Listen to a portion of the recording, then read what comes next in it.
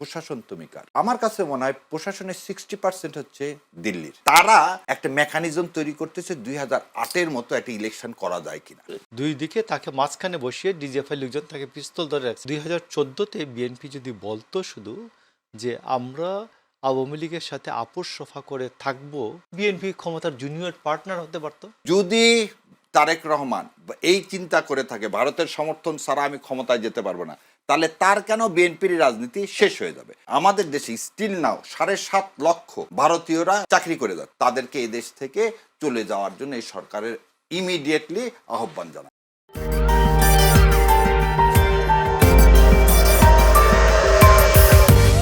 প্রশাসন তুমি কার? আমার কাছে মনে হয় প্রশাসনের 60% হচ্ছে দিল্লির। প্রশাসনের একদম স্পষ্ট বলছে, এই প্রশাসনের উপরে আজকের সরকারের কোনো রূপ কন্ট্রোল নাই। কেন? আপনি একটা জিনিস দেখেন, এই সরকার এই প্রজ্ঞাপন দিলেন, কবে প্রজ্ঞাপন দিলেন? 12ই মে 2025। এই প্রজ্ঞাপনের লাস্টে কি বলা আছে দেখেন, আওয়ামী লীগ এর সকল অঙ্গ সংগঠন, সহযোগী সংগঠন, সহযোগী মানে হচ্ছে 14 দল, ভাতৃমিক প্রতিম সংগঠন মানে মহাজোট, সকল প্রকার যাবতীয় কর্মকাণ্ড নিষিদ্ধ করা হলো। 248টা জায়গায় জাতীয় পার্টি কি দিলেন? নমিনেশন সাবমিট করলেন যাদের কর্মকাণ্ড নিষিদ্ধ, এবং সেই 248টা নমিনেশনকে কি করলেন? এই রিটার্নিং অফিসাররা কি বলে দিলেন? বৈধ বলে দিলেন। তার মানে সরকারের যদি কন্ট্রোল থাকে তাহলে এটার ফোর্স অফ, ভাই শিক্ষক ভাই জানে, প্রজ্ঞাপনের ফোর্স অফ লয়ের যেটা, সেটাই হচ্ছে এটা কনস্টিটিউশন দিয়ে বলে দিচ্ছে। তাহলে আপনি আচ্ছা, দ্বিতীয় কথা আর একটা অবাক করা দেখ, আমি ম্যাজিস্ট্রেট হলাম, তাহলে একটা মেয়েকে যদি আমার সামনে নিয়ে আসে, প্রথম কথায় জিজ্ঞাসা করবো কি তার এনআইডি আছে কিনা। কারণ তার যদি বয়স 21 বছর হয়, তাহলে আমি প্রথম কথায় জিজ্ঞাসা করবো তার এনআইডি আছে কিনা। ধরে নেন এনআইডি যদি না থাকে, তাহলে আমার কিন্তু প্রথম ডাউট হবে এনআইডি নাই কেন। তাহলে হয় তার বয়স এনআইডি করার মতো হয়নি, তাহলে আমি কি চাবো? জন্ম নিবন্ধন চাবো। একটা মেয়েকে আপনি 9 দিন জেলখানায় রাখলেন, 9 দিন, আপনি তার রিমান্ডের আবেদন করছেন কিসের জন্য? 50,000 টাকা চাঁদার জন্য। 50,000 টাকা চাঁদার দাবিতে কোনো রিমান্ড শুনানি হয়? আচ্ছা হলো, আপনি রিমান্ড যে দিলেন, একবার আপনি চিন্তা করলেন না যে এই 21 বছর যে এখন যেটা বাড়াইছে, 17কে 21 করা হয়েছে, তা আপনার একটা কমন সেন্স নেই? আমরা একটা মেয়েকে দেখলে তো আমি বুঝি ইন্টারমিডিয়েট পড়া একটা মেয়ে কীভাবে 21 বছর হয়। ইন্টারমিডিয়েট একটা মেয়ে পড়ে তারই, তাহলে কথা হচ্ছে সরকারের কন্ট্রোলটা কোথায় নাই? ওই যে পুলিশ যেটাকে 17 থেকে 21 করলো, পুলিশের উপর নাই, সরকারের কন্ট্রোলটা কার উপর নাই? দেখেন ওই যে লোকটা রিমান্ড দিল যে ম্যাজিস্ট্রেট, তার উপরে নাই। এবং আরেকটা জিনিস দেখেন, রিমান্ড হলো সকালবেলা 12টার সময়, তাই না? এটা সার্টিফাইড কপি লাগে, ভাইও ভালো জানে, একটা সার্টিফাইড কপি পাইতে জেনারেলি 1 দিন লাগে। এই সার্টিফাইড কপি তাড়াতাড়ি আসলো, সার্টিফাইড কপির পরে বিকালবেলা শুনানি হলো, একটা অবৈধ যে জিনিসটা দেওয়ার কথাই না সেটাকে অবৈধ ঘোষণা করলেন। এজন্য সরকারকে আমি সাধুবাদ দিই। কিন্তু যে প্রক্রিয়াতে হলো, সরকারের যদি কন্ট্রোল থাকতো এই প্রক্রিয়াতে যাওয়ার কোনো দরকার ছিল না। কি কারণে এই কথাটা বললাম? দেখ, জুলাই যোদ্ধাদের উপর আপনি প্রমিস করলেন যে তারা যোদ্ধা, তারা এরপর বাতিলও হয়েছে, জামিনও তো হয়েছে। হ্যাঁ, আমার কথা জামিন হবে কেন? আপনি তো যেখানে প্রথম দিনই শপথ করছেন জুলাই সনদে যে এদেরকে ইন্ডিমিনিটি দেওয়া হবে, 73 সালে যে ইন্ডিমিনিটি দেওয়া হয়েছে, 75-এ যে ইন্ডিমিনিটি দেওয়া হয়েছে, সেই ইন্ডিমিনিটি দেওয়া হবে। এই কথা বলার পরও, এই এসআরও থাকার পরও প্রশাসন আপনার কথার বাইরে, আপনি তো ঋণ খেলাপির কথা বলেন, তারা একটা মেকানিজম তৈরি করতেছে 2008-এর মতো একটা ইলেকশন করা যায় কিনা। আজ পর্যন্ত দল হিসাবে বিএনপি আনন্দবাজার পত্রিকার কোনো স্টেটমেন্ট দেননি। যে আনন্দবাজার পত্রিকা যেটা ক্লেম করছে সে তো রিউমার ছড়াবে, তাহলে রিউমারের আমাকে তো পাল্টা জবাবটা দিতে হবে। বা এই 300 ফিটে যখন দেশনেত্রীর সন্তান আসলেন, তিনি প্রথম দিনে বলতে পারতেন যে আমাদের, কিন্তু সেটা কি হয়েছে সেটা আমি কেন আপনাকে বললাম, গতদিন যখন ইয়ার সাথে বসছেন, এবি পার্টির আমাদের ফুয়াদের সাথে বসছেন, তখন কিন্তু উনি এই কথাটা বলছেন যে আমাদেরকে স্ট্যান্ডিং এক জায়গায় দিতে হবে, সেটা জুলাই সনদের। আর জুলাই সনদটা হচ্ছে কি ভারতীয় আধিপত্যবাদের বিরুদ্ধে। কিন্তু জনগণকে জানানোটা অ্যাজ এ রাজনৈতিক নেতা হিসেবে তার কর্তব্য, যতক্ষণ না জানাচ্ছে ততক্ষণ কিন্তু এই ধোঁয়াশাটা থাকবে। আর লাস্টের কথাটা বলছি কেন, মৃত্যু, ভারত যখন আপনাকে সমর্থন করবে তখন তার স্বার্থ, তার স্বার্থের উল্টা দিকে আপনি চলে গেলে সে আপনাকে কোনোদিন টিকে থাকতে দিবে না। তারেক রহমানের নিরাপত্তাজনিত কতগুলো বিষয় এখন তো বিদ্যমান, যেটা গভর্নমেন্ট কনসার্ন। আমাদের ভাইয়েরাও যেটা বলেন যে আধিপত্যবাদী শক্তির বিরুদ্ধে যদি তারেক রহমানের অবস্থান হয়, বিএনপির অবস্থান হয়, বিএনপি আধিপত্যবাদের সাথে আপোষ করলে 2014 সালে সুজাতা সিং এসে এরশাদকে ধরে জেলে পাঠিয়ে দিত না। জেলে মানে বলছে, আপনি দেখেন এরশাদকে কীভাবে বললো যে এরশাদকে ইয়েতে নিয়ে যাওয়া হচ্ছে, তিনি অসুস্থ হয়েছেন, তাকে হাসপাতালে নিয়ে যাওয়া হচ্ছে। দুই দিকে ডিজিএফআই লোকজন, দুই দিকে তাকে মাঝখানে বসিয়ে ডিজিএফআই লোকজন তাকে পিস্তল ধরে রাখছে। আমরা বগল দাবা করে নিয়ে সিএমএইচে বন্ধ করে দিয়ে দিল। আমরা শুনছিলাম যে মাঝে মধ্যে তাকে গলফ ক্লাবেও সশস্ত্র প্রহরায় এনে গলফ খেলতেও দিয়েছে। ইলেকশন হলো, তাইলে 2014-তে বিএনপি যদি বলতো শুধু যে আমরা আওয়ামী লীগের সাথে আপোষ সফা করে থাকবো, তাইলে ইলেকশনটা মোটামুটি জেনুইন হতো। বিএনপি ক্ষমতার জুনিয়র পার্টনার হতে পারতো, 110-20 সিট নিয়ে এরকম হতে পারতো। বিএনপিটা কবুল করে নেই। জামাতে ইসলাম হচ্ছে এমন একটা সংগঠন, জামিরে জামাতকে রাজনীতি করার জন্য দল তাকে বেতন দিবে, নাম্বার 1। নাম্বার 2, মানে দলের পক্ষ থেকে বেতন দিবে। দ্বিতীয় কথা হলো, উনি কিন্তু ফ্যামিলি নিয়ে এখানে থাকেন না। এটাও বোধহয় সবার জানা উচিত। ওনার ফ্যামিলি থাকে সিলেটে। এবং আর একটা জিনিস বলে দিই, গরমের মধ্যে আমার খুব গরম লাগতেছে, আমি খালি বারবার তাকাচ্ছি এসির দিকে। উনি এসি বন্ধ করে বসে আছেন। আপনি যেভাবে বসে আছে, আমি জামাত ওখানে বসে আছে, আমি এখানে বসে, আমি বারবার ওদিকে তাকাচ্ছি, আমার কি গরম লাগতেছে। তখন শোনেন, একটা মানুষ 30,000 টাকা বললেন না, উনি সারাদিন জানেন, আমি জানি না, আপনাদের বলে উনি একবেলা ভাত খান, ওনার চলাফেরা যদি আপনি একদিন ওনার সাথে চলেন, ওনার ইনকামের মানে ওনার খরচের কথা লিখেছেন নাকি পুরো ফ্যামিলির? না, এখানে কথাটা হচ্ছে, আপনি জানেন কিনা, ওনার মেয়েরা ডাক্তার, ওনার ওয়াইফ ডাক্তার, উনি ডাক্তার। এই কথাটা হঠাৎ করে আসলো, শোনেন, ইস্যু বানানোর জন্য। এটা আপনারা সবাই জানেন এই প্রশ্নটা কে করছে। এই প্রশ্নটা করছে হচ্ছে একজন সাংবাদিক সাহেব, এবং ওনাকে এই প্রশ্নটা কি জন্য করানো হয়েছে দেখেন, সেটা আমি বলে দিচ্ছি। বিএনপি এবং জামাতের মধ্যে একটা বিভেদ তৈরি করার জন্য। কারণ জামাতের আমির নিয়ে যখন 30,000 টাকার কথা উঠছে, তখন জামাতের যারা আছেন তারাও পা ফেলবেন, তারাও বলবেন যে তারেক জিয়া কোথায় থেকে টাকা ইনকাম করে। এই যে বিভাজনের রাজনীতির জন্য কিন্তু এই পারভেজ সাহেবকে ইন্ডিয়া ইউজ করছে। এখানে এটা কথা না। আপনি একটা জিনিস বলেন, একজন ডাক্তার, উনি একটা পার্টি করেন এবং জামাতে ভাই ভালো জানে, ক্যাডার ভিত্তিক দল, খালি জামাত ইসলাম না, কমিউনিস্ট পার্টিও, তারা কিভাবে চলবে, তাদের খাওয়া দাওয়া কীরকম হবে, এইটা পার্টি হচ্ছে তাদেরকে দেয়। দ্বিতীয় যে জিনিস, জামাত ইসলামের পার্টিতে তারা বেতনভোগী, এই জন্য এটা কিন্তু ফুল টাইম, ওটা কিন্তু পার্ট টাইম না। আমি যার ব্যারিস্টার, আমার একটা প্রফেশন, আর আমিরে জামাতের প্রফেশনই হচ্ছে সে কি রোকন এবং ফুল টাইম একজন পলিটিশিয়ান, রাজনীতিবিদ। এবং তার জন্য 30,000 টাকা যদি বলে থাকে, আমার ব্যক্তিগত, আমি তার সাথে চলে যতটুকু দেখছি, তার 30,000 টাকা খরচ হওয়ার কোনো জায়গা নেই। আচ্ছা, দ্বিতীয় কথা হচ্ছে মেয়েরা, এই যে তাহের ভাইয়ের কথা, তাহের ভাইয়ের তো নিজের ইনকাম নাই, তার ওয়াইফের ইনকাম, তার ওয়াইফও ডাক্তার।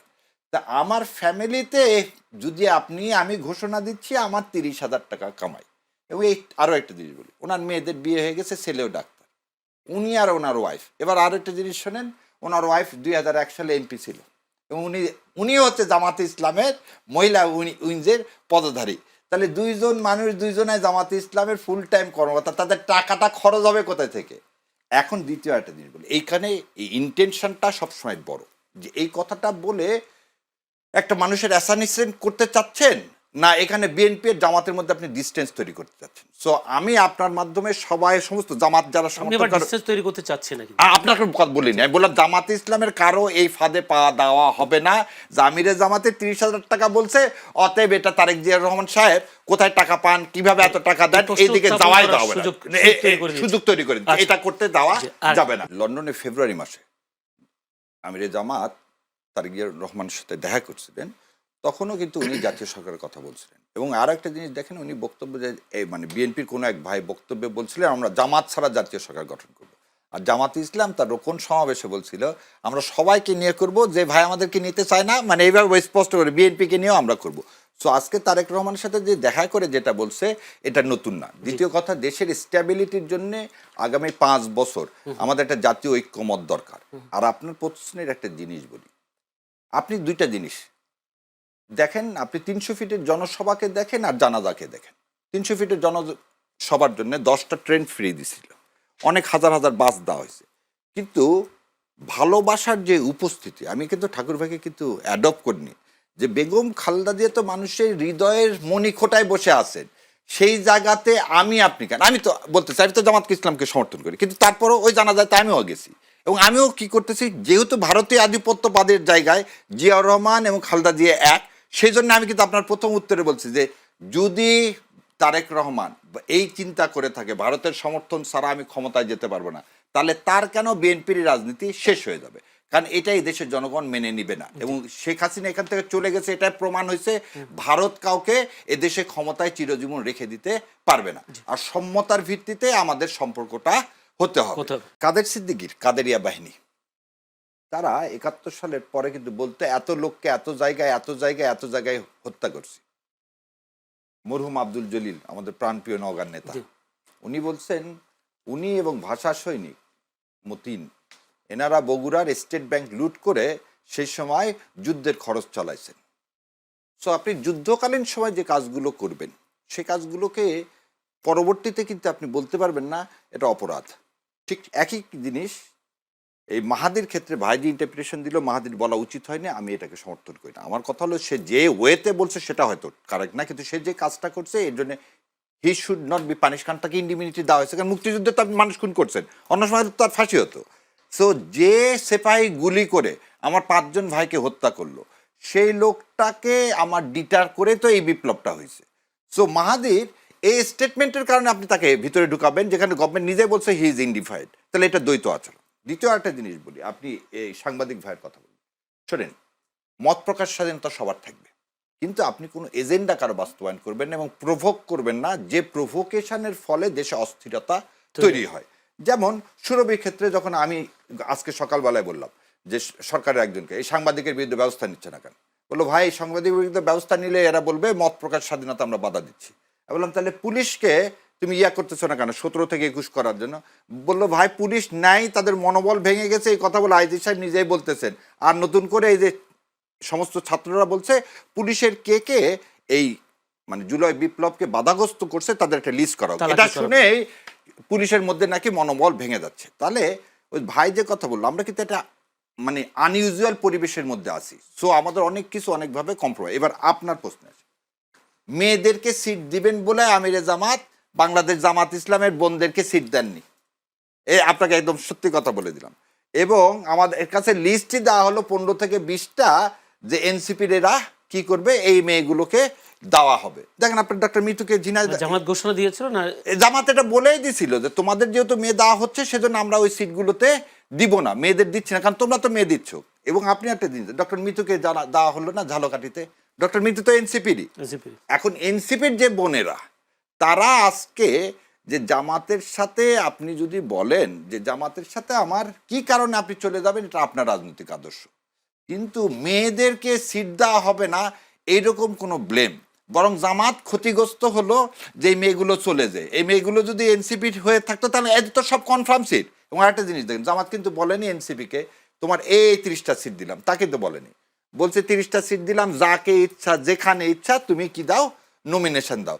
হাদির জায়গাতে কি হলো, উড্র করা হলো না জামাতের প্রার্থী, যেখানে যেখানে প্রার্থী এনসিপির জন্য কিন্তু এই ওপেন কি চেকটা দিয়ে দেওয়া হয়েছে। সুতরাং এই মেয়েদেরকে অ্যাকোমোডেট করার জন্য জামাত নিজে বরং তার প্রার্থীদেরকে দেয়নি। সেই কারণে আজকে ডক্টর মিতু সিট দেওয়ার মাধ্যমে প্রকাশ পায় যে এখানে জামাতে ইসলামের সাথে এই মেয়েগুলোর কোনো সম্পর্ক নাই, রেদার এদের হয়তো নিজেদের পারসেপশন হয়তো আলাদা। কারণ এনসিপি তো কোন তার যে আদর্শ সে আদর্শ কিন্তু এখনো তারা জুলাইয়ের বাইরে কোনো আদর্শ এখনো সেট করতে পারে নাই। তো তারা যতকাল যেটা দেখলাম তারা বললো কেন বিএনপির সাথে যায়নি, জামাতের সাথে গেছে। এখানে কিন্তু একটা কথা তারা বলছে, এই নাসিরুদ্দিন পাটোয়ারি কি বলছে যে আমরা ব্যালেন্স করে দেখছি, যে আমাদের কাছে মনে হয়েছে ভারতীয় আধিপত্যবাদের বিরুদ্ধে যাদের কঠোর অবস্থান আমরা সেদিকে যাব। এখন সেটা নাসিরুদ্দিন সাহেবই বলতে পারবেন, যিনি জামাতের মধ্যে এটা যদি বেশি দেখে থাকেন সেজন্য জামাতের কাছে আসছেন, অ্যান্ড কেন দেখছেন কিভাবে দেখছেন উনি ভালো জানেন। তবে আমাদের কথা যে লাস্ট এদেশে আপনি যেভাবেই বলেন ভারতীয় আধিপত্যবাদের বিরুদ্ধে ভাই যেটা বলে শক্ত বিরোধী দল লাগে, কিন্তু তার আগে আপনাকে ইনস্টিটিউশনগুলো দাঁড় করাতে হবে। একটা আনইউজুয়াল পরিবেশ, ইনস্টিটিউশন দাঁড় নাই, আপনি শক্ত বিরোধী দল করলেন, বিরোধী দল এমনি শক্ত হয়ে যাবে। কিন্তু এই যে সিট দেওয়ার কথা, সিট দিয়ে কোনদিন শক্ত বিরোধী দল হয়নি, 79 সালেও হয়নি।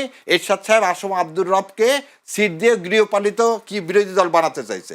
এই যে এরশাদকে গত 3বারের জাতীয় পার্টিকে যেভাবে কে বিরোধী দল সেটা এরশাদ সাহেব আর শেখ হাসিনাই জানেন। এবং সেটার হচ্ছে ইনোভেশনে যে বললো যে ইন্ডিয়ান তখনকার যে পররাষ্ট্র সচিব ওই ভদ্রমহিলা এসে তো ডেফিনেশনও বদলায় দিল ডেমোক্রেসি।